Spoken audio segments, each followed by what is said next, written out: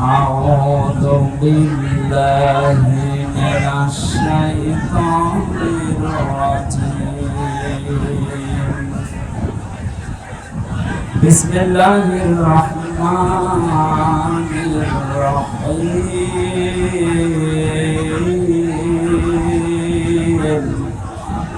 تبارك الذي بيده الملك وهو على كل شيء قدير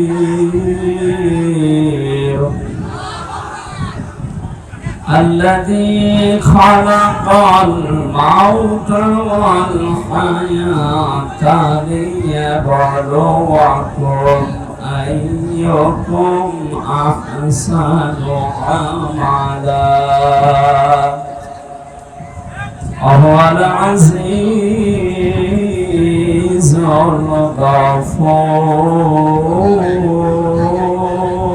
الغفور صدقت يا ربنا عن أبي هريرة رضي الله تعالى عنه قال قال النبي صلى الله عليه وسلم يقول سبعة يظلهم الله في ظله يوم لا ظل إلا ظله الإمام العادل إلى آخر الحديث متفق عليه. وقال تعالى في شأن حبيبه وما زادهم إلا إيمانا وتسليما اللهم صل على مولانا محمد وعلى آل سيدنا مولانا আমাদের প্রভু এক নবীর উম্মত জীবন বিধানে ওই শিবানী ভোরা তবে কেন এখন হে মুসলমান এক হও করে আহ্বান। আলহামদুলিল্লাহ বাংলাদেশের ঐতিহ্যবাহী জেলা যশোর বাঘারপাড়া থানার অন্তর্গত রায়পুর এলাকাবাসী কর্তৃক আয়োজিত তাফসীরুল কোরআন মাহফিলের স্বনামধন্য সভাপতি অত্র এলাকার সর্বজন শ্রদ্ধাভাজন ব্যক্তিত্ব সাবেক প্রধান শিক্ষক রায়পুর স্কুল অ্যান্ড কলেজ মসিহুল আজম আতালাল্লাহু আমরাহু ওয়া বারাকাল্লাহু ফি হায়াতি বলেন আমিন। মাহফিলের প্রধান অতিথি শাইখুল মাশায়েখ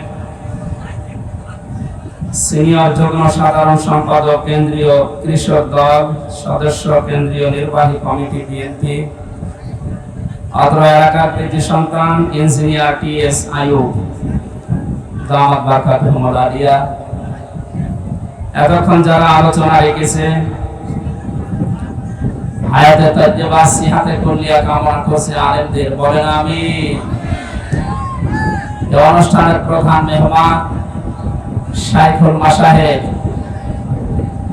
অত্র এলাকার কৃতি সন্তান জেলা আমির যশোর শহর শাখা বাংলাদেশ জামাত ইসলামী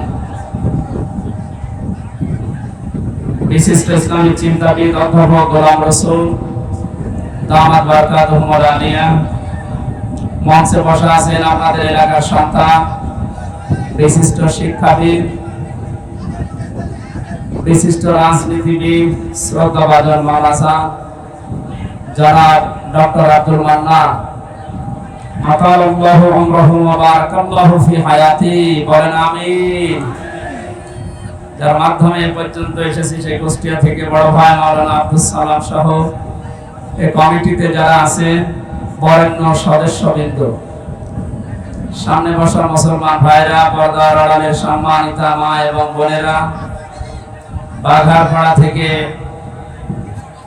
এ থানার সম্মানিত অফিসার ইনচার্জ সহ যারা প্রশাসন থেকে এসেছেন সবাইকে ধন্যবাদ ওয়েলকাম জানাচ্ছি। দল মত জাতি বর্ণ ধর্ম নির্বিশেষে কোরআনের এই অনুষ্ঠানে যারা ইবাদত মনে করে আমরা এসেছি, ইবাদত যেভাবে করা লাগে আমাদের সে পরিবেশ এখনো হয়নি।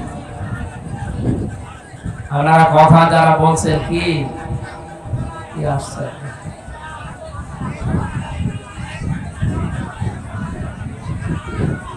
কে দেখবেন কি আমি কি পরিমণি কে দেখবেন কালকে ইন্টারনেট থেকে নামিয়ে দেখে নিন, বসে যেখানে আসেন আর দাঁড়িয়ে থাকেন না বসে, যেহেতু জায়গাটা ভেজা তো বসতে বলছি না, দাঁড়িয়ে থাকেন যেখানে আসেন ওইভাবে থাকেন। কি বলবো আর বলেন। সেলখানাতে দেখতাম মাঝে মাঝে ওই যে আদালতে যখন নিয়েছে তো পরিমণিরে মানুষ এভাবে হোপ রেখে দিত, আমি কি আমার দেখার কি আছে, ওটা পুরুষ মানুষ বসে ভাই যারা দাঁড়িয়ে আছেন ওখানে দাঁড়িয়ে থাকেন, জায়গা পেলে বসেন। আমি বসতে বলছি না কারণ জায়গাটা এখনো ভেজা। আমার এইটুকু আসতে কত সময় লেগেছে দেখেছে, আমি 2:45 এখানে এটা পৌঁছিয়েছি, খাবার খেয়ে এটুকু আসতে এই পর্যন্ত 4টা বাজে। এখন রাস্তাঘাটে আপনি চলে যেতে বলবো না, একটা পা ফেলার জায়গা নেই বাইরে। আমার মনে হয় 5 তারিখের আগে যদি আপনারা এত মানুষ আসতে, কখন 144 ধারা 45 ধারা চালু হয়ে যেত। যাক, সুযোগ আল্লাহ যখন দিয়েছেন আমরা সুযোগকে নিয়ামতের যে শুকরিয়া আদায়ের মাধ্যমগুলো আছে কোরআনে কারিমে বর্ণিত, আমরা ওইভাবে সামনে অ্যাপ্লাই করব ইনশাআল্লাহ। ইবাদত যেহেতু চলছে, আপনি তো ইবাদতের মধ্যে মনে করেন নাকি? কি আশ্চর্য, কথা বন্ধ করেন। এমনিতেই মানুষের গরমে সহ্য হচ্ছে না, আমাদের কথা বলবেন না ভাই। নামাজ আমরা ইবাদত মনে করে পড়তে যাই, নামাজে দাঁড়িয়ে কেউ কথা বলে, এদিকে ওদিকে তাকায়, শুধু কয়টা ফ্যান আছে এটা গুনি নেয়। ওইটা যদি ইবাদত মনে করে এত কন্ট্রোল করেন নিজেকে, এটাও তো ইবাদত চলছে। 1 ঘন্টা সময় দেন, তাফসীরুল কোরআন মাহফিল লিখে দিয়েছেন, এটা হক আদায় করা দরকার।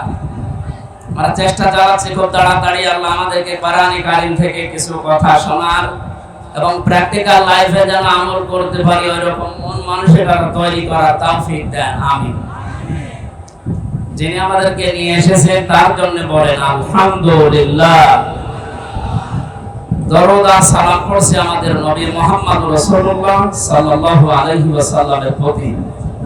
কোরআনে কারিমে আল্লাহ তাকে বিশেষ করে 7টা নামে ডাক দিয়েছেন। আমরা যেহেতু তাফসীরে প্রবেশ করব, এজন্য ভূমিকায় কথাগুলো কয়েক মিনিটে বলা জরুরি মনে করছি, খুব খেয়াল করে শুনে। কোরআনে কারিমে আল্লাহ রাব্বুল আলামিন নবীজিকে ডাক দিয়েছেন বিশেষ করে 7টা নামে। তার 1 নাম্বার নাম হচ্ছে ইয়াসিন। কি বললাম? আমরা অনেকে এখানে যারা আছি জানি যে ইয়াসিন সূরা একবার পড়লে 10 খতম কোরআন শরীফের সওয়াব হয়। এটা জানেন তো? কেন হয় বলেন তো? এটা কোরআনের দিল বলা হয়, অন্তর বলা হয়। এর ভিতরে 83টা শিক্ষা দিয়েছেন আল্লাহ। এগুলো যদি আমাদের বাস্তব জীবনে আমরা প্রতিপালন করতে পারি, আপনি একবার পড়লেই 10 খতম কোরআন শরীফের সওয়াব পাবে, মাস্ট বি, কোনো সন্দেহ নেই। প্রথম শিক্ষাই হচ্ছে ইয়াসিন। প্রথম কি? আল্লাহ পাক বলেন ইয়াসিন ওয়াল কোরআনিল হাকীম। তাফসীরে কাবীর আল্লামা ফখরুদ্দীন রাজি রাহমাতুল্লাহ আলাইহি ইয়া আর সিন এই 2টা শব্দের অর্থ দিয়েছেন 5টা। ইয়া মানে হে, এটা হরফে নেদা। সিন মানে সাজ্জেদ, সাজ্জেদ শব্দের অর্থ তিনি বলেন 5টি। 1 নম্বরে সাজ্জেদুল আলামিন, 2 নম্বরে সাজ্জেদুল বাশার, 3 নম্বরে সাজ্জেদুল কাউনাইন, 4 নম্বরে সাজ্জেদুল আম্বিয়া, 5 নম্বরে সাজ্জেদুল মুরসালিন। যশোরবাসী এত প্রচন্ড গরম এবং সময় কম, খুব তাড়াতাড়ি শিক্ষাগুলো বের করার চেষ্টা চালাচ্ছি। এক নম্বরে যে অর্থ তিনি বের করে আমাদেরকে শুনিয়েছেন, সাইয়্যিদুল আলামিন। শুধু আলম না, যত জগৎ আল্লাহ বানিয়েছেন, যেখানে আপনি বসবাস করেন সেখানে বিশ্ব নবী বাদ দিয়ে অন্য কাউকে আদর্শ মানা যাবে না। ইয়াসিন হে নেতা, এই শব্দটা আল্লাহর মুখ থেকে আল্লাহ নিজে বের করেছেন। আল্লাহর ঘোষণা দেওয়া নেতা এই পৃথিবীতে মাত্র একজন। কয়জন? আরো জোরে। বারবার বলছি কারণ এটা শুধু দুনিয়ার বিষয় না, এটা সম্পর্ক আখিরাতের সাথে। আল্লাহর ঘোষণা দেওয়া নেতা যদি একজন হয়, ইয়াসিন বলে আল্লাহ যাকে ডাক দিয়েছেন, যেটা আপনি শুধু এই বাংলাদেশে, ভারতে, পাকিস্তানে না, এই পৃথিবীতে এখন 228টার উপরে রাষ্ট্র আছে, স্বাধীন পরাধীন মিলে।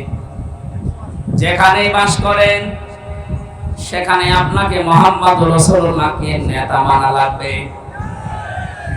এমনকি আপনি যদি বলেন না এই জগতে আমি নেই, আমি আছি মঙ্গল গ্রহে, চাঁদের দেশে, যেখানে থাকবেন ওখানে আপনার আদর্শ হওয়া লাগবে মুহাম্মদুর রাসূলুল্লাহ।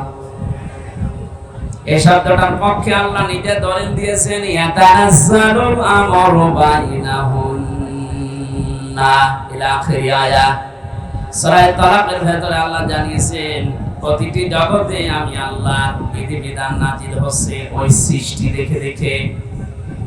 যেখানে আল্লাহর যে সৃষ্টি আছে ওখানে আল্লাহ ওই রকম বিধান নাজিল করছে। আপনি যদি মঙ্গল গ্রহে বাস করেন ওখানে আপনার জন্য হয়তো আলাদা বিধান আল্লাহ নাজিল করেছে ওখানে যারা আছে, কিন্তু নেতা আদর্শ মানা লাগবে মুহাম্মদুর রাসূলুল্লাহকে। এই শব্দের সাথে দ্বিমত আছে কারণ? বলেন কেন বারবার বলছি বলেন তো? এটা যদি শুধু দুনিয়ার সাথে সম্পর্কিত হতো, কসম আল্লাহর আমি এই ময়দানে বলতাম না। এটা সম্পর্ক আখিরাতের সাথে, কারণ মরণের পরে আল্লাহ যখন বিচার ব্যবস্থা কায়েম করবেন, তার বিচারের ধাপগুলো হবে 3টা। তাফসীর মনির মুফাসসির লিখেছেন, 1 নম্বরে মানুষকে আল্লাহ ডাক দেবে বিচারের ময়দানে একা একা। এখান থেকে একটা শিক্ষা পাওয়া যায়, এ বাংলাদেশে প্রায় 48,000-এর উপরে এখন দরবার আছে সরকারি জরিপে। কত?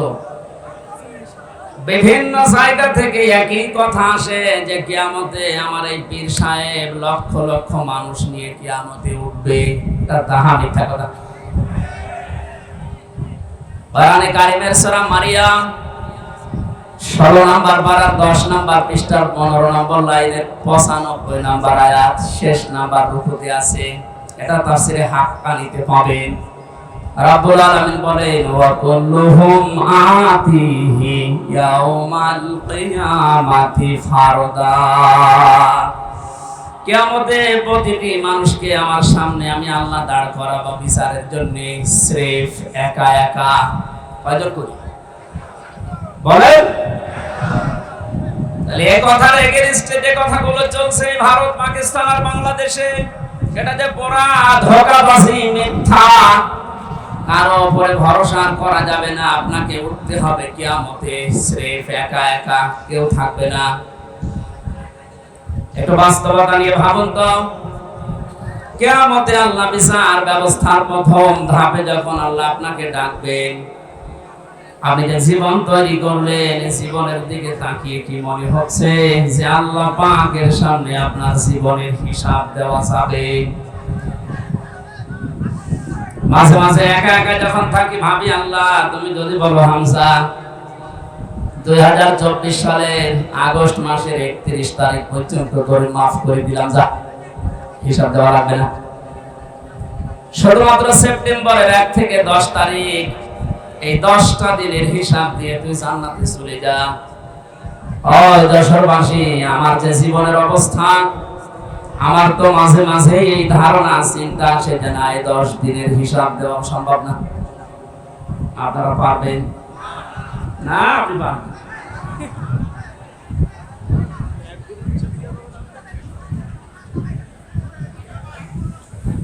কিয়ামতের দ্বিতীয় ধাপ সেটা শুরু হবে, এবার আল্লাহর একা ডাকবে না। কোরআনে কারীম জানিয়েছে ইয়াউমা নাদউ কুল্লা উনাসিন বিইমামিহিম। সূরা বানী ইসরাঈলের ৭২ নম্বর আয়াতের প্রথম অংশে আছে আল্লাহ পাক বলেন কিয়ামতের দ্বিতীয় ধাপে বিচারের জন্য প্রতিটি মানুষকে আমি আল্লাহ ডাক দেব তার নেতার সাথে। এতক্ষণ পর্যন্ত ৪-৫ মিনিট আপনাদেরকে আমি উল্টাপাল্টা বলছি না, এই কারণে কিয়ামতে কিন্তু আপনি এবার দ্বিতীয় ধাপে আল্লাহর কাছে একা উঠতে পারবেন না, নেতা সহ উঠতে হবে। আগে আপনার নেতা, এরপরে কর্মী। যশোরবাসী, পাশের জেলায় তো আমার বাড়ি, আপনাদেরকে খুব ভালোবাসি। আমি কোরআনের চোখ লাগিয়ে দেখতে পাচ্ছি যে আমাদের জীবন ভুল পথে আছে। যেহেতু আল্লাহ নিজে জানিয়েছেন কিয়ামতে আপনাকে আপনার নেতার সাথে ডাকবে, আগে নেতা এরপরে আপনি। এবার নিজে ভেবে বলেন তো যে নেতার আদর্শ আপনি মানেন, যার পেছনে স্লোগান দেন, যাকে ভোট দেন, যার আদর্শ মেনে আপনি খুশি, সেই লোকটা যদি আপনার সামনে কিয়ামতে থাকে, আপনি তার পেছনে বলেন ওর যা চরিত্র, ওর যা আদর্শ, ওর যা চেহারা সুরাত, ওকে দেখে আল্লাহ মাফ করবে বলে মনে হয়? দেখলে এখন বলছে না, ও তো ধরা খাবে।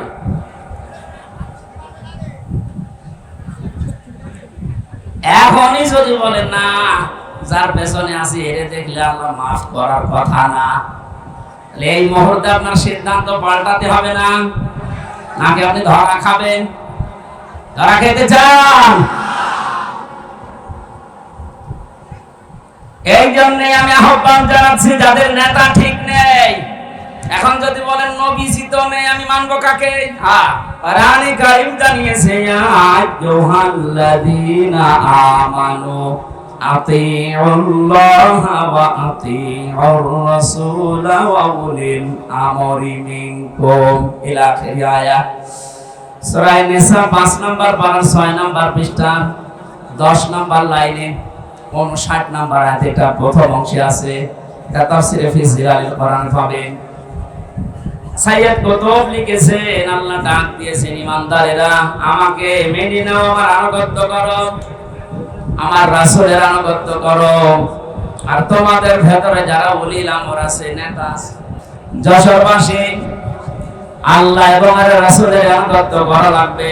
এখানে কোনো শর্ত দেওয়া যাবে না, প্রশ্ন করা যাবে না। এজন্য আতিউ শব্দটা, এই ভাব, এই ক্রিয়া, এই ফেল, এটা আল্লাহ নিজের নামে, রাসূলের নামে দিয়েছেন।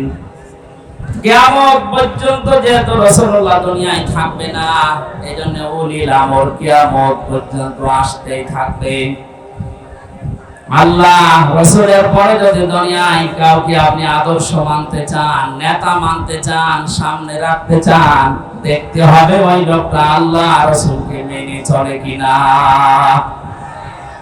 এটা যেহেতু নফল না, মুস্তাহাব না, সুন্নাত না, এটা ফরজ। নামাজ যেভাবে ফরজ মনে করে পড়ি, আদর্শ ঠিক করাটাও আমাদের জন্য এই মুহূর্তে ফরজ, কারণ এটার সাথে আমার আখিরাত জড়িত। কথা বলে ঠিক কিনা? যাদের ঠিক নেই আশা করছি আপনি এখনই পাঠিয়ে যাবেন। আল্লাহ রাসূলকে যে লোকটা মেনে চলে তাকে আপনার মানা ফরজ, যে আল্লাহ রাসূলকে মানে না তাকে মানা হারাম। এবার আপনার বিবেকের উপরে দিলাম। এই কথা শোনার পরে কারো যদি মনে হয় যে এটা তো রাজনীতি হয়ে গেল, হ্যাঁ এটাই রাজনীতি, আপনার কাছে যারা উল্টো পাল্টা মনে না হয়, এজন্য আমি আয়াত, পারা, পৃষ্ঠা, লাইন, রোগো, সূরার নাম, তাফসীরের নাম বলেছি। আপনি বাড়িতে এসে মিলিয়ে দেখেন, যদি না পান আমি আর কথা বলবো না, কিন্তু যদি পান আপনাকে মেনে নেওয়া লাগবে। হ্যাঁ কথা বলেন। আপনি নিজে পড়াশোনা করবেন না কোরআন, হামজা এত পড়াশোনা করে বলবে, আপনি মানবেন না। কি হয়েছে, কি হয়েছে বলেন। আহ্বান জানাচ্ছি আপনার সাথে যেন আখিরাত সম্পর্কিত, এখানে আদর্শটা ইয়াসিন বলে আল্লাহ যাকে ডাক দিয়েছেন তাকে আপনি মেনে নেবেন বলে আমার বিশ্বাস। নয়তো আপনি এত কষ্ট করে লোক দেখানোর জন্য এসেছেন। আল্লাহ আমাদের মনের অবস্থা যেন পরিবর্তন করে দেন, বলেন আমিন। এখানে একটা হাদিস মনে পড়ছে, মানিত্তাবাল হুদা বিগাইরিল কুরআন আদাল্লাহুল্লাহ। তিরমিজি শরীফের হাদিস। বিশ্ব নবী জানিয়েছেন এই পৃথিবীতে কোরআনে কারীম যেখানে নেই, কোরআনের কর্মসূচি চলে না, এরকম কোন জায়গায় যদি কেউ ভালো হওয়ার নিয়তে চায়, আল্লাহ নিজে তাকে দায়িত্ব নিয়ে খারাপ বানিয়ে দেয়। যশোরবাসী শব্দের দিকে খেয়াল করেন, নবীজি দল্লা শব্দ দিতে পারতেন, দল্লা ইয়াদিল্লু, তাহলে বাংলার অর্থ আসতো আপনি নিজেই নিজেকে খারাপ বানিয়ে ফেলেছেন। শব্দটা যেহেতু আবাল্লা ইয়াদিল্লু বারে ফাল থেকে এসেছে, এই জন্য বাংলা অর্থ দাঁড়িয়েছে আপনি হয়তো ভালো হওয়ার নিয়তে কোন জায়গায় গিয়েছিলেন, কোন দরে হোক, কোন দরবারে হোক, কোন আস্তানায় হোক, কোন দরগায় দরগায়, সেখানে বলেন আপনার নিয়ত ভালো ছিল যে আমি ভালো হব, কিন্তু কোরআনে কারীম যদি সেখানে না থাকে, কোরআনের নির্দেশনা কর্মসূচি যদি সেখানে না পাওয়া যায়, আল্লাহ নিজে দায়িত্ব নিচ্ছেন আপনাকে গোমরা বানিয়ে দেবে। কত বড় ভয়ঙ্কর শব্দ লিখেছেন, আল্লাহ দায়িত্ব নিচ্ছে। আর এখানে ছোট বড় কম বেশি আমরা সবাই কথা বিশ্বাস করি, হেদায়েত দেওয়ার একচ্ছত্র মালিকানা হামজার বাবার কার? আরো বলে জোরে, আল্লাহ ছাড়া হেদায়েত কেউ দিতে পারে? তিনি বলছেন আমি তোকে খারাপ বানাবো, যেখানে কোরআন নেই ওখানে যদি ভালো হওয়ার নিয়ে তো তুই যাস। যেহেতু ভালোবাসি আপনাদেরকে, বিভাগে আমার বাড়ি, অন্য বিভাগের লোক সেখানে যায় জায়গা, আপনারা তো যাবেন জান্নাতে। আজকে থেকে অন্তত সিদ্ধান্ত নিয়ে বাড়ি যান, কোরআন যেখানে নেই ওই দল যদি আমার বাবাও কায়েম করে, আমি ওই দলে নেই। এটার সাথে একমত আছেন কারা দেখি? এই আন্দাজে হাত তুলবেন না, হাত তুলে আবার উল্টিয়ে যাবেন। ঠিক আছে, বসেন বসেন।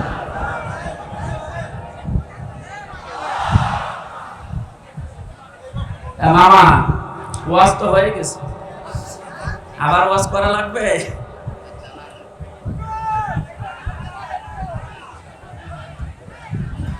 এখন আমার মনে হয় মাথায় যাদের হালকা মগজ আছে, তার কাটা না, তারা বুঝে ফেলেছেন কোরআন যেখানে নেই ওখানে আমি যাব না।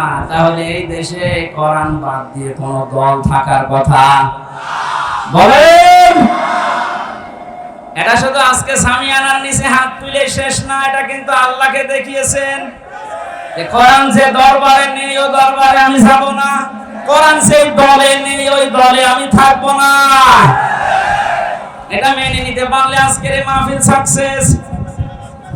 যে অবস্থা আমরা দেখতে পাচ্ছি, কোরআনে কারীমের দিকে মানুষের ঝোঁক যেভাবে বেড়ে গেছে, ওয়ারাইতান নাসা ইয়াদখুলুনা ফি দীনিল্লাহি আফওয়াজা।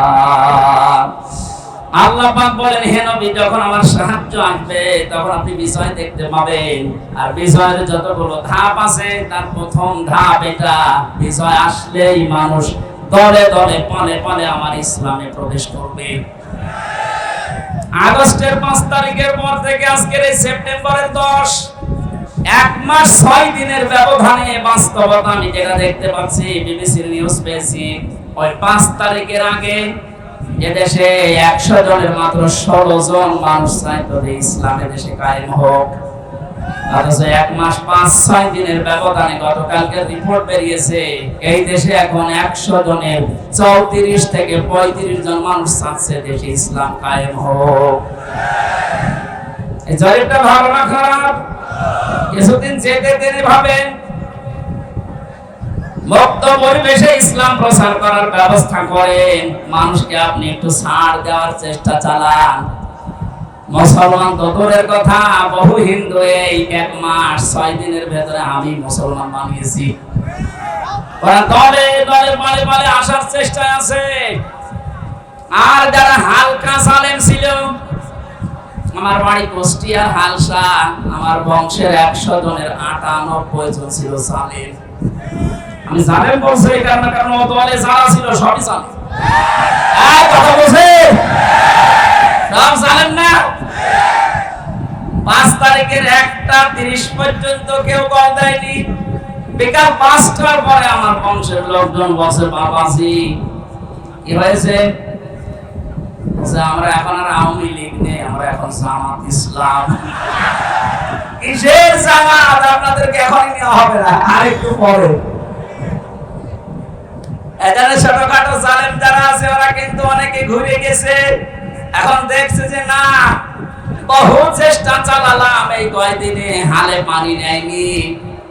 5 তারিখের পর থেকে এই পর্যন্ত আমরা প্রায় 8-9টা ইস্যু দাঁড় করাতে দেখেছি, একটাও এদেশে টেকে নাই।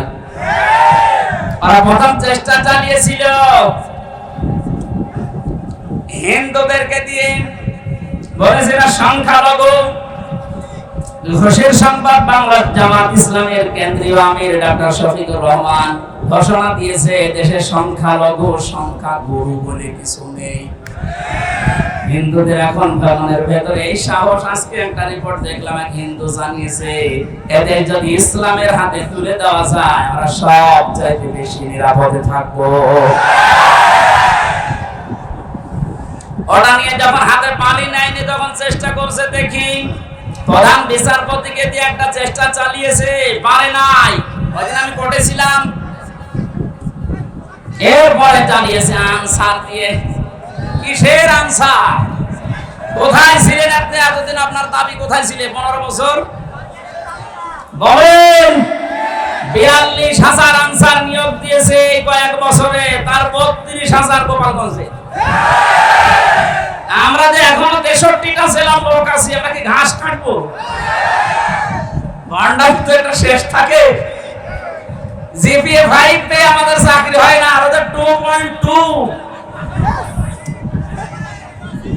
তার মানে বোঝা যাচ্ছে যে দুর্বেশনতে আমরা ধরে ফেলেছি। আমার মনে হয় পুলিশ ছাড়া কিছুদিন যেভাবে দেশ চলেছে, পুলিশের মতো এত বড় বাহিনী ছাড়া যদি দেশ চলতে পারে, আনসার ছাড়া দেশ চলবে একা। বাহিনী বিলুপ্ত করে দেন। এরপরে চেষ্টা চালিয়েছে ডাক্তারদেরকে নিয়ে, পারে না। এখন শুনছি সামনে ওদের দুর্বিসন্ধি গার্মেন্টসের কর্মীদেরকে লাগাবে, আশা করছে হালে পানি নেবে না। জালেমদের যা চরিত্র এই 16 বছরে তো দেখেছি, ওরা দেখবেন গলন্দ ঘাটের এই বেশ্যাদেরকেও নামাবে। যাই করছেন কিছুতেই কিছু হবে না। অনেকে বুঝে ফেলেছেন যে না, জালেম যখন শেষ, অন্তত আমি আর জালেম হয়ে আল্লাহর টার্গেট হব না। কারণ জালেম ছাড়া এরা হামজার টার্গেট কার? বলেন। যশোরবাসী কান খাড়া করেন। কোরআনে কারীম জানাচ্ছে, ইন্নামাস সাবিলু আলাল্লাযীনা ইয়াযলিমুনান নাস, ইলা আখির আয়াত। সূরা শুরা 25 নম্বর পারা 6 নম্বর পৃষ্ঠা 13 নম্বর লাইনের 42 নম্বর আয়াতে। এটা তাফসীরে ইবনে কাসির আছে।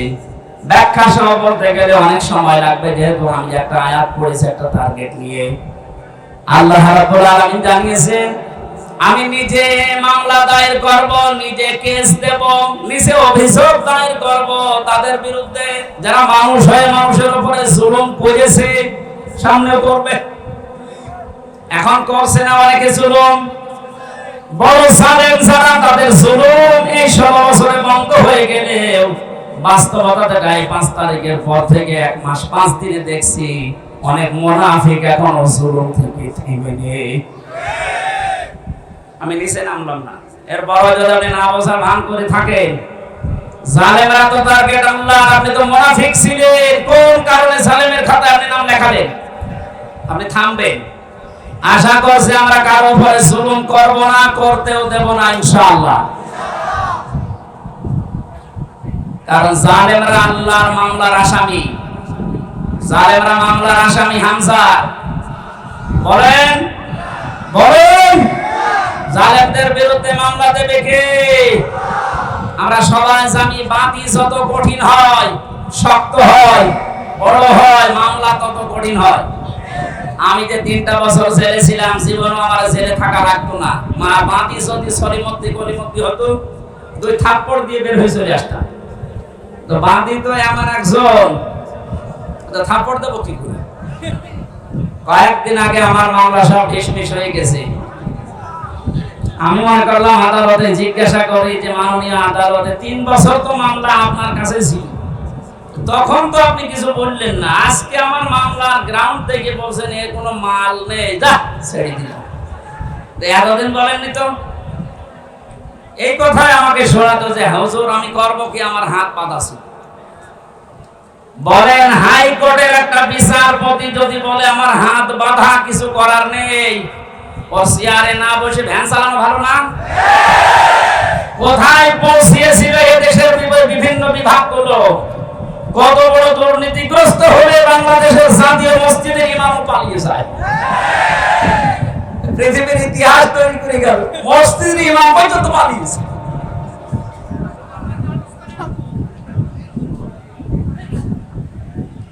যশোরবাসী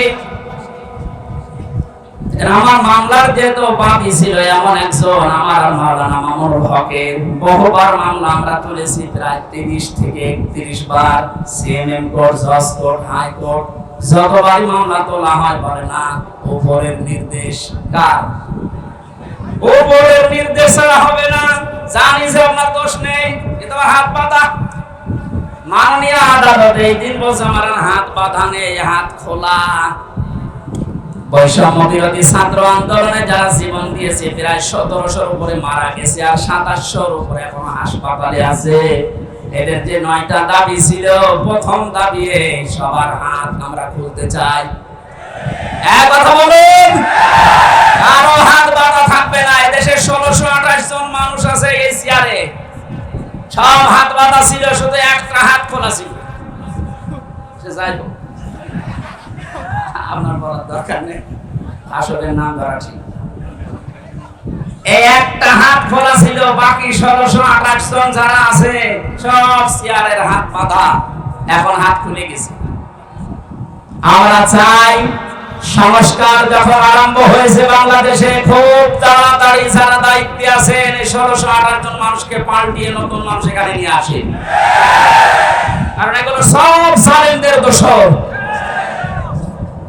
প্রশাসনের আজ আমার বাড়ির নিচতলায় একজন পুলিশ ভাড়া ছিল, ও যে 5 তারিখের পর থেকে কোথায় পালিয়েছে আল্লাহ জানে। আর ওসা লাইট দিয়ে খুঁজে পাচ্ছি না, ঘর যে তালা মারা, এই মারাই আছে। প্রশাসনের উপরে মানুষের আগে ক্ষোভ, রাগে, ঘৃণা, মাত্র কয়েকটা কুলাঙ্গারের কারণে। এক কথা বলেন না কেন?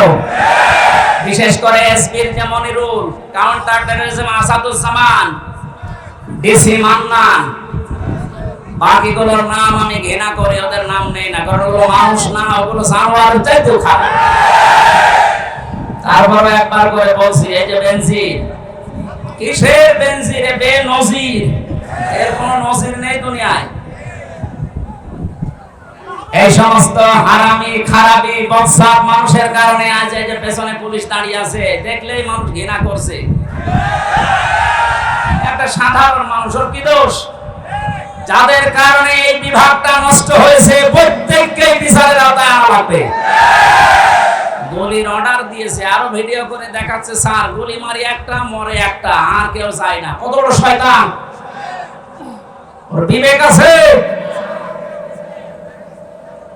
আমাদেরকে রিমান্ডে মাটির নিচে নিয়ে যেভাবে বিভিন্ন জিনিস দেখিয়েছে, আমার মনে হয় এই মানুষগুলোকে এখন ওই জিনিসগুলো দেখানো দরকার।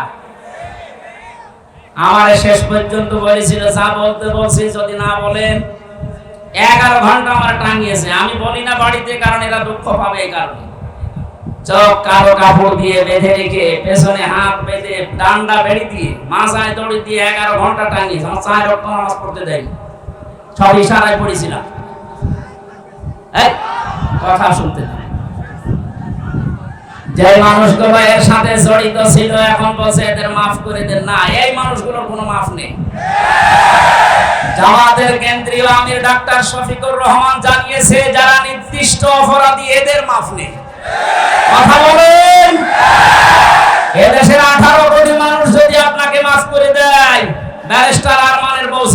করবে না? আমার বউ মাফ করবে না।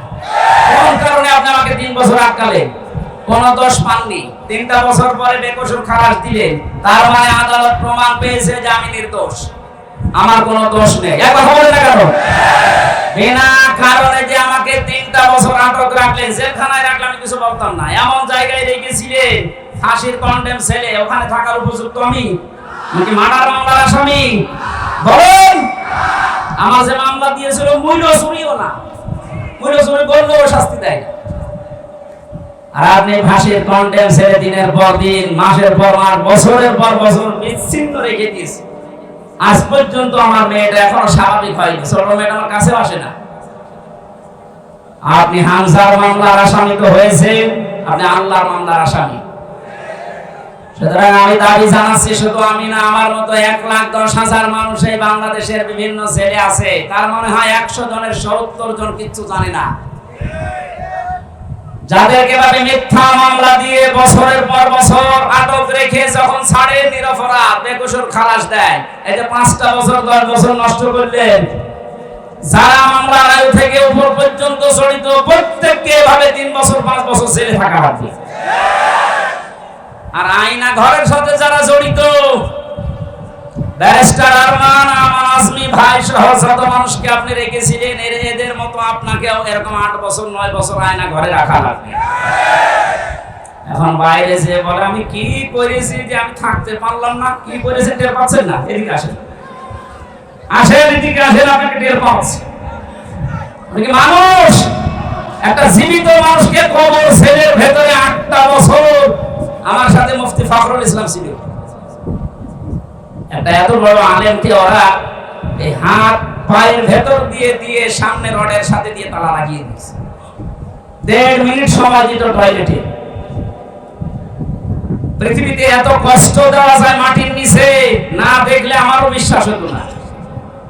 এই সমস্ত কাজ করতেন, এরপর আপনার মনের ভেতরে একটু আফসোস আসে না? আবার মুখ খুলে বলে, আবার ঘাবড়াবেন না, আমরা ভয় পেয়ে যাই, নরম হয়ে যায়। করে নরম বানানো দরকার। সংস্কার যখন আরম্ভ হয়েছে, আশা করছি খুব তাড়াতাড়ি জালেমদের দোষর ছাড়া সব এগুলো আল্লাহর মামলার আসামি। কার মামলার আসামি?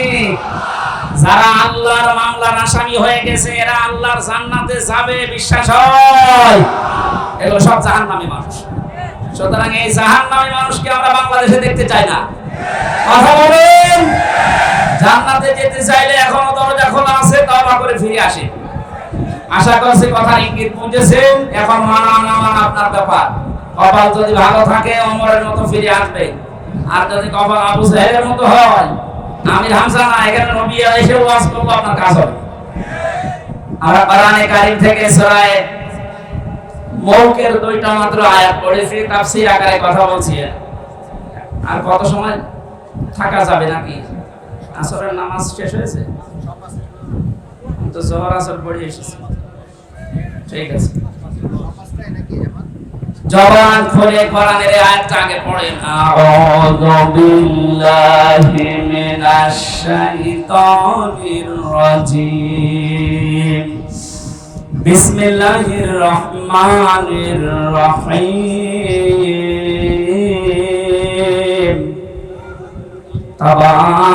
তাবারাকাল্লাযী বিয়াদিহিল মুলকু ওয়া হুয়া আলা কুল্লি শাইইন কাদির। সূরা মুলক কোন সূরা? মুলক মানে রাজত্ব। মুলক মানে কি? এই আয়াতটা, এই সূরাটা আল্লাহ নাযিল করে 30টা বিষয়ের ভেতরে দিয়েছেন। মানুষদেরকে জানাতে চেয়েছেন রাজত্বের আসল মালিক আমি আল্লাহ। মাঝে মাঝে কাউকে চেয়ারে বসাই পরীক্ষা করার জন্য। আরে রাজত্বের মালিক কে বলেন তো? আল্লাহুম্মা মালিকাল মুলকি তুতিল মুলকা মান তাশা ওয়া তানজিউল মুলকা মিম্মান তাশা ইলা আখিরি আয়াত। রব্বুল আলামিন বলেন, পৃথিবীর মানুষকে আপনি জানিয়ে দেন রাজত্বের মালিক আমি আল্লাহ। যাকে ইচ্ছা এটা দান করি, যাকে ইচ্ছা ওখান থেকে নামিয়ে দেয়। তাহলে এই বিশ্বাস যারা করে যে রাজত্বের আসল মালিক আল্লাহ, এখানে বসলে কোনোদিন তার ভেতর আর অহংকার আসবে না। অহংকার এসেছিল বলে অনেককে আল্লাহ ধ্বংস করেছে অতীতে, এখনো করছে, কিয়ামত পর্যন্ত অহংকারীকে আল্লাহ নিজে ধ্বংস করবেন। সুতরাং এদের থেকে আমাদের শিক্ষার বিষয়ে, সামনে যারা এই পৃথিবীতে আসবে ক্ষমতার চেয়ারে, তারা যেন অহংকার না করে। এই জন্য আমি মোট পড়েছি। আল্লাহ ঘোষণা দিচ্ছেন এবার, তাবারাকাল্লাযী, বরকতময়। সমস্ত আয়াত থেকে, অক্ষমতা, দুর্বলতা, সমস্ত দোষ ত্রুটি থেকে মুক্ত ওই আল্লাহ। বিয়াদিহিল মুলক, যার কুদরতি হাতের ভেতরে সব কিছু রাজত্ব লুকিয়ে আছে। ওয়া আলা কুল্লি শাইইন কাদির। আল্লাহ পাক বলেন পৃথিবীর সব কিছুর উপরে একচ্ছত্র ক্ষমতা চলে আমি আল্লাহর। জোরে বলেন সুবহানাল্লাহ। এই আয়াতটা যাদের ভেতরে যত বেশি দৃঢ়ভাবে বিশ্বাস যত মনে হয়েছে, তাদের জীবন দেখবেন তত বিনম্র, নম্র এবং ছোট। এভাবে নিজের জীবনকে তারা চালাতে চায়। যারা বিশ্বাস করে যে না, সব কিছুর উপরে একজন ক্ষমতা চালাচ্ছে, এ মানুষটা জীবনেও কোনোদিন অহংকারী, তাকাব্বুরি নিজের ভেতর থেকে প্রকাশ করতে পারবে না। আল্লাহ এরকম বান্দাদের ভেতরে আমাদেরকে শামিল করেন, বলেন আমিন। এতক্ষণ পর্যন্ত আল্লাহ নিজের পরিচয় তুলে ধরছিলেন, বড়ত্বের, মহত্বের, বিশালত্বের। আলোচনার ধরন পাল্টিয়ে ফেললেন। আল্লাযী খালাকাল মাউতা ওয়াল হায়াতা লিয়াবলুয়াকুম আইয়ুকুম আহসানু আমালা। আমি এই যে তাবারাকার ব্যাখ্যায় হাজার হাজার শব্দ ইবনে কাসির এর ফি সিলালিল কোরআনে পেয়েছি। আল্লাহর বড়ত্বের কথা, মহত্বের কথা, বিশালত্বের কথা তিনি দিয়েছে, এখানে বর্ণনা দিয়েছেন। এগুলো আমি আবার দিয়ে কেন এই আয়াতে আসলাম? আল্লাহ জানিয়েছেন আমার আয়াতের ধরন পাল্টানোর, আলোচনার ধরন পাল্টানোর উদ্দেশ্য এই, আমি মানুষকে এখন একটা গুরুত্বপূর্ণ বিষয় আরো জানাতে চাচ্ছি।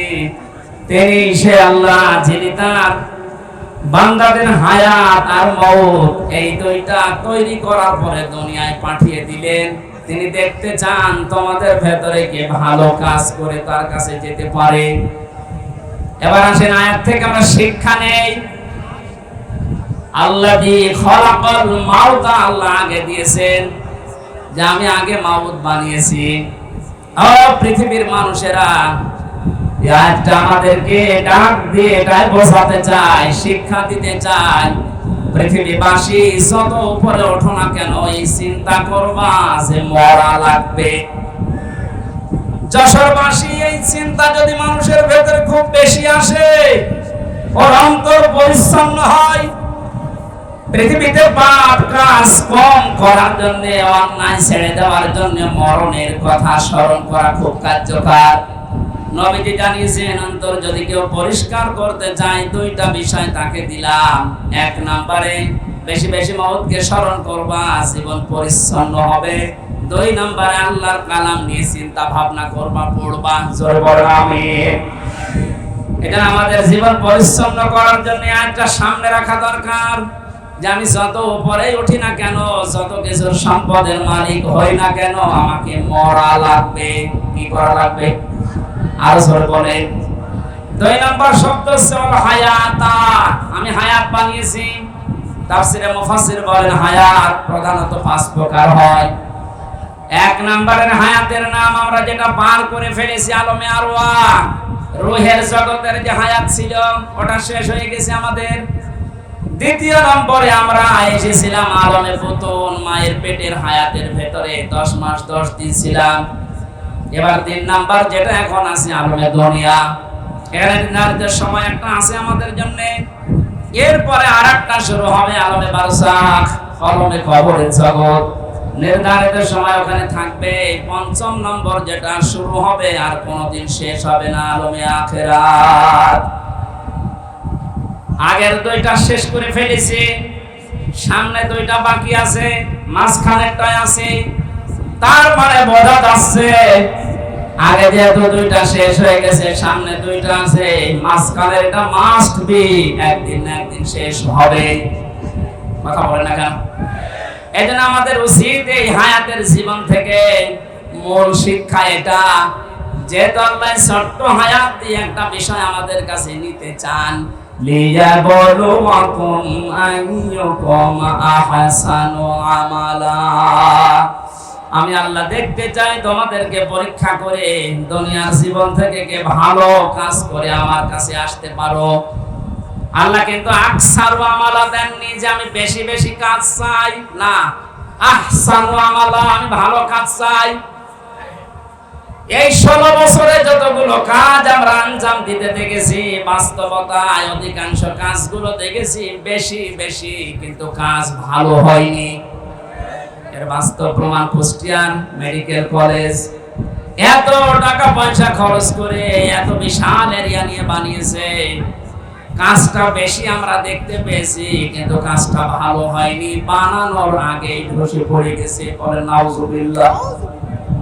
শুধু কুষ্টিয়ার মেডিকেল কলেজ না, বাংলার এই জমিনে যত বড় বড় প্রকল্পগুলো, যত বড় বড় কাজগুলো আমরা দেখতে পেয়েছি, কোরআনের আয়াত অনুযায়ী কাজ হয়েছে বেশি, কিন্তু কাজ ভালো হয়নি।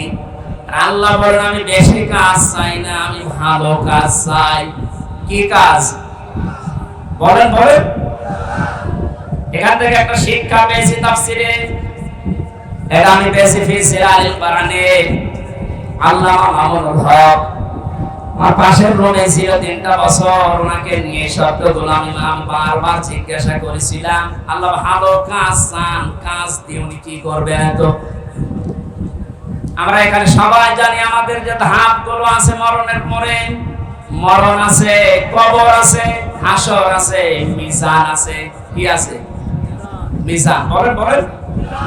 মিজানের যে পাল্লার কথা আমরা জানি সবাই, কিয়ামতে আল্লাহ আমাদেরকে মাপ দেবেন মিজানের পাল্লায়। আমাদেরকে যে মাপ দেবেন কিসের পাল্লায়? আরো জোরে বলেন। মিজান মানে দাড়ি পাল্লা অনেকেই মনে করেন না, মিজান মানে মানদণ্ড, ন্যায় বিচারের মানদণ্ড। হাইকোর্টের সামনে দেখবেন একটা দাড়ি পাল্লা টাঙানো আছে, দেখেননি কোনোদিন? ওটা একদিকে মনে হয় ঝুলিয়ে থাকে, দুই দিকে সমান। বাংলার 18 কোটি মানুষদেরকে দেশের সরকার বোঝাতে চায়, ইউনিয়ন থেকে শুরু করে জজ কোর্ট পর্যন্ত যদি ন্যায় বিচার নাও পাও, এখানে আসলে যে দাড়ি পাল্লা দেখতে পাচ্ছ, এখানে ন্যায় বিচার করা হবে। যদিও এটা আমরা দেখিনি। কথা বল না কেন? মিজান মানে দাড়ি পাল্লা না, আমি কোন জায়গায় অভিধানে পাইনি। মিজান মানে মানদণ্ড। মিজান মানে কি? এবার আসেন মূল শিক্ষাটাই। পৃথিবীতে যত বিষয় আছে, প্রতিটি বিষয় যদি কেউ পরিমাপ করতে চায়, প্রতিটি বিষয় মাপ দেওয়ার জন্য আলাদা আলাদা যন্ত্র আছে। এই স্টেজ যদি আপনাকে বলি সালাম ভাই এটা মেপে দেন, এটাকে দাড়ি পাল্লায় তুলে দেবেন, কথা বলে না কেন? এটা মাপার জন্য ফিতা আছে, গজ আছে, এই কথা বলেন। এটা মাপার জন্য গজ, ফিতার প্রয়োজন। ওনাকে যদি বলি এই যে পানিটা মেপে দেন, ফিতা দিয়ে মাপবে। কি দিয়ে? সিসি দিয়ে, লিটার দিয়ে। যদি বলি সাল মেপে দেন, উনি সাল কি গজ দিয়ে মাপবে। কি দিয়ে? কেজি দিয়ে, স্ট্যান্ড দিয়ে। পৃথিবীর প্রতিটা জিনিস যেহেতু মাপ দেওয়ার জন্য আলাদা আলাদা যন্ত্র আছে, কিয়ামতে যেটা আল্লাহ নিজে মাপ দেবেন তার নাম আমল। কি মাপ দেবেন? আর জোরে বলেন বলেন। আমলের বাংলা হতে কাজ। আমল মানে আল্লাহ কাজ মাপ দেবেন। কোন পাগলও এখানে বিশ্বাস করবে যে দাড়ি পাল্লার এক পাল্লায় 5 কেজি কাজ তুলে দিলাম? কাজ মানুষ দাড়ি পাল্লা দিয়ে মাপে? কি দিয়ে? দুনিয়ার প্রতিটি জিনিস যেভাবে মাপ করার জন্য আলাদা আলাদা যন্ত্র আছে, কাজ বা আমল এটা মাপ দেওয়ার জন্য আলাদা যন্ত্র আছে। কাজ মানুষ দাড়ি পাল্লা দিয়ে মাপে না, কাজ মানুষ লিটার দিয়ে, সিসি দিয়ে, গজ দিয়ে, ফিতা দিয়ে মাপে না। কাজ মাপে গুরুত্ব দিয়ে। কি দিয়ে? গুরুত্বের ভিত্তিতে কাজ মাপা হয়। এখানে গুরুত্বপূর্ণ জিনিস কি? এই খুঁটি, আর সামিয়ানা, এই দুইটা আসল জিনিস। এই দুইটা থাকলে মানুষ বলবে এটা মঞ্চ বা স্টেজ। কথা বলে ঠিক কিনা? হ্যাঁ, গুরুত্বহীন জিনিসও আছে। এই যে মাইক, এই যে ক্যামেরা গুলো, এখানে যেগুলো আছে পড়ে, এই পানির বোতল, বাকি এই চেয়ার, এগুলো যদি নাও থাকে তাও এটা মঞ্চ হবে। পৃথিবীতে আল্লাহ ভালো কাজ চেয়েছেন, বেশি কাজ না। গুরুত্বপূর্ণ কাজগুলো যদি আপনার জীবনে না থাকে, গুরুত্বহীন কাজ দিয়ে যদি দুনিয়ার জীবন আপনি ভরপুর করে ফেলেন, কিয়ামতে আল্লাহ যখন মাপবে, গুরুত্বপূর্ণ জিনিস পাবে না, গুরুত্বহীন জিনিস দিয়ে ভরে যাবে। আপনার জীবনের এই মাপ হবে শূন্য বা জিরো। নামাজের ফরজ সংক্রান্ত বিষয় আমরা অনেকে জানি যে নামাজের বাইরে এবং ভেতরে 13টা ফরজ আছে। কয়টা? 12টা। যদি আব্দুল সালাম আদায় করে, একটা আদায় করেনি, উনি যদি বলে একটা মাত্র করেনি, আমার 12টা নেকি দেন, হবে? বলেন বলেন, কয়টা? একটাও হবে না, জিরো, শূন্য। কারণ গুরুত্বপূর্ণ এটা আপনি বাদ দিয়ে দিয়েছেন, আপনি হয়ে গেছেন এখন গুরুত্বহীন। আমাদের এই কোরআনে কারিমে আল্লাহ 500 শরীয়তের বিধান দিয়েছেন, যেগুলো গুরুত্বপূর্ণ। 499টা কেউ মানে, একটা মানে না। তাহলে কিয়ামতে যখন ওকে আল্লাহ মাপ দেবে, ওর জীবনের যতগুলো কাজ ছিল সবগুলোই হবে গুরুত্বহীন। ফরজ নামাজ থেকে এই শিক্ষাটা যদি আজ আমরা বাংলাদেশে আমরা নিতে পারতাম মুসলমানেরা, সত্য কথা যেটা, এই দেশে 41, 61, 71 বছর টার্গেট দেওয়া লাগতো না। 41 ঘন্টা এই দেশ পাল্টিয়ে যাওয়া সম্ভব ছিল। আমরা আহসান আমলা বুঝি নাই, এদের ব্যাখ্যা বুঝেছিল হযরতে মাসুম হাফেজ। ভালো কাজ কোনটা দুনিয়াতে তারা সবচাইতে বেশি জেনেছিল।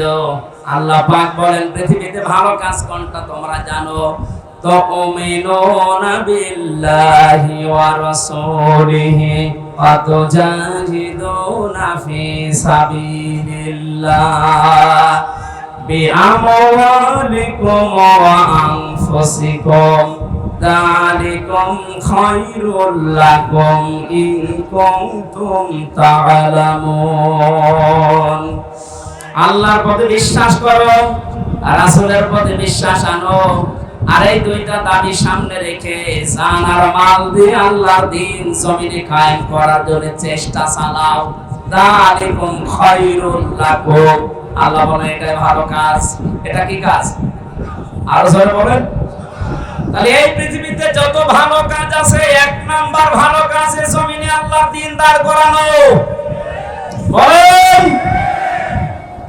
এটাকে দুনিয়াদারির কাজ, রাজনীতির কাজ, মানুষের কাজ, বিভিন্ন রকম উদাহরণ দিয়ে আপনি এখান থেকে কেটে পড়তে চান। অথচ আয়াত যারা ব্যাখ্যা করেছে, যারা বুঝেছে, তাদের দিকে তাকালে দেখি এটা যেহেতু বুঝেছে ভালো কাজ, ছোট মানুষ 11 বছর 13 বছর, তারপর আল্লাহর জমিনে দ্বীন কায়েম করার জন্য হাঁটুর উপরে, পায়ের গোড়ালির উপরে ভর দিয়ে হলেও তারা উৎসাহ হয়ে দেখিয়েছে যে আমি এই পরিমাপে এসে গেছি। তারা মাপে পৌঁছানোর চেষ্টা চালায়, আর আমাদের মাপে পৌঁছা সব শেষ হয়ে যাচ্ছে, আমরা আরো ছোট হতে চাই। কথা বলেন ঠিক কিনা? আমার আল্লাহ আমাদের সবাইকে যেন সাহাবায়ে কেরামের মতো আয়াত থেকে ভালো কাজ কোনটা এটা বুঝে দুনিয়ায় মেনে নেওয়ার তৌফিক দান করেন, আমিন। এটা শুধু পুরুষের জন্য না, নারী পুরুষ সবার জন্য আপনার জীবনের যেন টার্গেট হয়ে যায় এটা। এই জমিনে কি করে আল্লাহর বিধানটা কায়েম করা যায়? সত্য কথা এটাই, আল্লাহর বিধান যতদিন এই জমিনে কায়েম না হবে, যতই দোয়া দরুদ পড়ি না কেন, কোনদিন এই জমিনে শান্তি কাঙ্ক্ষিত সম্ভব না। বাবা চালিয়েছিল এই দেশটা, আমরা দেখিনি, মুরব্বিরা দেখেছে। স্বামী চালিয়েছিল, চাচা চালিয়েছে 9 মাস 9 বছর, বউ চালিয়েছে, আপা চালিয়েছে। এখন শুধু দেখতে বাকি আছে কোরআন দিয়ে দেশ চললে কেমন দেখা যায়। কথা বলা লাগবে। এটা দেখেছেন কোনদিন? এটা দেখার দরকার না যে এটা দিয়ে বাংলাদেশ চললে কেমন দেখা যায়।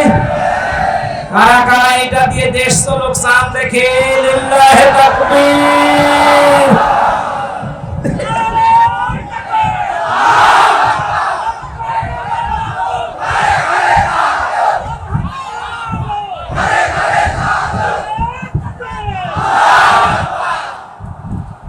এটা যদি কেউ উল্টাপাল্টা ধারণা করেন, রাজনীতি মনে করেন, দুনিয়ার কাজ মনে করেন, এই আয়াত কেটে বাদ দিয়ে দেবে। এরপরে শব্দ কি? ওয়াহুয়াল আজিজুল গফুর। আল্লাহ বলেন এই ভালো কাজটা কেউ যদি করতে গিয়ে পৃথিবীর ময়দানে যদি কেউ ভুল ত্রুটি করে ফেলে, দোষ ত্রুটি হয়ে যায়, আমার গফুর নামের খাতিরে মাফ করে দেব। আর যদি কেউ চালাকি করে এই কাজের সাথে, কেউ যদি মানুষকে নিজে চালাক মনে করে, না এর ভেতরে আমি নেই, দুনিয়ার কাজে রাজনীতি, আমি কিন্তু তার জন্য আজিজ হব, আমি পরাক্রমশালী, যদি ধরি ওরে আর ছাড়ব না। আল্লাহকে ধোঁকা দিয়ে বোকা বানানো যাবে? যেহেতু উনি মনের খবরও জানে, আপনার মনের অবস্থা কি আল্লাহ ভালো জানছেন। আশা করছি ভালো কাজ যেটা কোরআনে কারিমে 500 আছে এরকম, এর ভেতরে 1 নম্বরে এইটা। আল্লাহ জীবনের আসল টার্গেট যেন এটা বানানোর তৌফিক দান করেন, আমিন। সম্মানিত মা বোনেরা, জান্নাতে যাওয়ার জন্য যে 4টা কাজ নবীজি আপনাদেরকে দিয়েছেন, ফরজ নামাজ 5 ওয়াক্ত, এটা জীবন গেলেও ছাড়া যাবে না। মেয়েদের সন্তান যখন দুনিয়ায় আসে, যদি মাথা বের হয়ে যায়, এরপরও মেয়েদেরকে তোলার ভেতরে বিছিয়ে দিয়ে নামাজ পড়ার তাকিদ দিয়েছেন নবীজি। এত কঠিন বিষয় এটা, অথচ হাঁসের খাবার দিতে যে ফরজ নামাজ ছেড়ে দেয়। আশা করছি এই ভুলটা করবেন না। ফরজ নামাজটা আগে শেষ করে নিন, নফল সুন্নাত যদি পড়ার সময় না পান পড়ে নিন, কিন্তু ফরজ নামাজ ছাড়া যাবে না। 2 নম্বরে রমজান মাস আসলে রোজা রাখবেন, যে কয়টা নষ্ট হবে ওইটা পরবর্তী 11 মাসে করে দেবেন। 3 নম্বরে যাদের শরীর আল্লাহ দিয়েছেন যেরকমই হোক, এটা পর্দায় রাখা লাগবে, এটা নামাজের মতো মাস্ট বি ফরজ। মেয়েদের হাতের কবজি, মুখমণ্ডল, পায়ের পাথা খোলা রাখা জায়েজ আছে, কিন্তু উত্তম পর্দা হচ্ছে এইগুলো ঢেকে রাখা। 4 নম্বরে স্বামী যাদের আছে, জায়েজ কথাগুলো মেনে নিয়ে তাদের খেদমতে খুশি রাখা। নবীজি বলেন 4টা কাজ যদি মেয়েরা করতে পারে, আঞ্জাম দেয়, জান্নাতের 8টা দরজায় আমি আল্লাহর নবী বলছি তার জন্য খোলা থাকবে। যে দরজা দিয়ে প্রবেশ করবে কেউ তাকে নিষেধ করবে না। আল্লাহ মেয়েদেরকে এই পর্যায়ে ওঠার তৌফিক দিন, আমিন। আসরের নামাজ সময় দোয়া 1 মিনিট আছে, আজানের আমরা শেষ করে নামাজ শেষ করে তারপরে যাবেন। আল্লাহুম্মা আমিন। লা ইলাহা ইল্লা আনতা সুবহানাক ইন্নী কুনতু মিনাজ জালিমিন। লা ইলাহা ইল্লা আনতা সুবহানাক ইন্নী কুনতু মিনাজ জালিমিন। ربنا ظلمنا أنفسنا وإن لم تغفر لنا وترحمنا لنكونن من الخاسرين رب العالمين। বাংলাদেশে এখন আমরা মুক্তভাবে তোমার কোরআনের কথাগুলো বলতে পারি, শুনতে পারি। সেজদায় পড়ে থাকলে আমাদের শুকরিয়া আদায় হবে না জানি। এই সুন্দর উত্তম ব্যবস্থা তুমি করে দিয়েছো। আল্লাহ তাআলা কোরআনের উপরে আমাদেরকে আমল করার সুযোগ করে দাও। আজকের আয়োজনে যদি খুশি হয়ে সওয়াব দিয়ে থাকো, কোটি কোটি গুণে বাড়িয়ে দাও। কিয়ামতের দিনে আমাদের সুপারিশ করে জান্নাতে নিয়ে যাবে, নবীর রওজায় আল্লাহ পৌঁছাও। এ মাহফিলে যত মানুষ শ্রম দিয়েছে আল্লাহ, যত স্বেচ্ছাসেবক দায়িত্ব পালন করছে, এদেরকে যে মা পেটে দিয়েছে, মায়ের পেট তুমি খাদিজার মতো বানিয়ে দাও। এ মাহফিলের সম্মানিত সভাপতি অসুস্থ মানুষ, আল্লাহ তুমি তাকে সুস্থতা দান করো। আমাদের প্রধান অতিথি রব্বুল আলামিন একটা আশা নিয়েছে, তোমার ইলমে যদি জানা থাকে তার দ্বারা তোমার মানবতার কাজ হবে, ইসলামের কাজ হবে। আল্লাহ তুমি তার হাতে এটা তুলে দিও।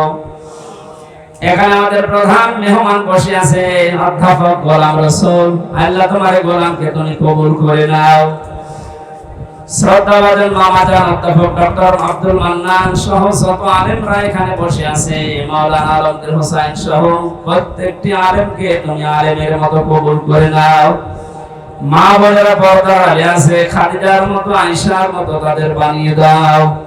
এদের পেটে নেককার সন্তান তুমি দান করো রব্বুল আলামিন। অনেকে আমরা অসুস্থ আছি, শেফায়ে কামেলা আজেলা নসিব করো। যত মানুষ এই মাহফিলের জন্য বিশ্বের বিভিন্ন দেশ থেকে যারা টাকা পয়সা পাঠিয়েছে, আল্লাহ এদের হালাল রুজিতে বরকত দাও, এদের শরীরগুলো সুস্থ রাখো। আবার মায়ের কাছে বাবার কাছে ফিরে আসার তৌফিক তাদেরকে দান করো আল্লাহ। এলাকায় মাটির নিচে যত মানুষ ঘুমিয়ে আছে, আল্লাহ তাআলা ডক্টর আব্দুল মান্নান তার বাবা সহ যাদেরকে হারিয়েছে তাদের কবরে মাফ করে দাও। এই মাহফিলটার জন্য যেইভাবে এগিয়ে এসেছে তুমি প্রতি কদমে কদমে তার নেকি দান করো। আল্লাহুম্মা গফিরলি ওয়ারহামনি ওয়াহদিনি ওয়াফিনি ওয়ারযুকনি ইয়া রাব্বাল আলামিন। আল্লাহ 32 বছর বয়স আমার, বড় আশা তোমার কাছে, আমি এখন মাজলুম, অসুস্থ, সফরে আছি, মুসাফিরের দোয়া কবুল হয়। বড় আকাঙ্ক্ষা আশা নিয়ে বলছি আল্লাহ 56,000 বর্গ মাইল তোমার আইন দিয়ে চলছে, এটা দেখে মরার তৌফিক দাও। যখনই মরণ আসবে একবার হলেও যেন পড়তে পারি লা ইলাহা ইল্লাল্লাহু মুহাম্মাদুর রাসূলুল্লাহ। আসসালামু আলাইকুম।